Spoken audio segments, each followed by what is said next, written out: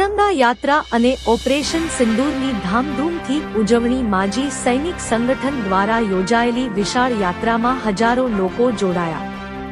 દાહોદ તાલુકા જિલ્લા દાહોદ ખાતે આજ રોજ માજી સૈનિક સંગઠન દ્વારા તિરંગા યાત્રાનું ભવ્ય આયોજન કરવામાં આવ્યું।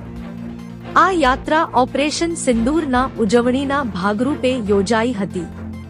એપીએમસી માર્કેટમાંથી શરૂ થયેલી યાત્રા સ્વામી વિવેકાનંદ ચોક સુધી રહી, જેમાં તાલુકા, જિલ્લા તેમજ શહેરના હજારોથી વધુ લોકોએ વરસાદને અવગણીને ઉત્સાહભેર ભાગ લીધો। વિશેષત્વ એ રહ્યું કે વરસતા વરસાદ વચ્ચે પણ દેશભક્તિના ભાવથી ભરેલા નાગરિકોએ તિરંગા યાત્રામાં ઉત્સાહપૂર્વક હાજરી આપી।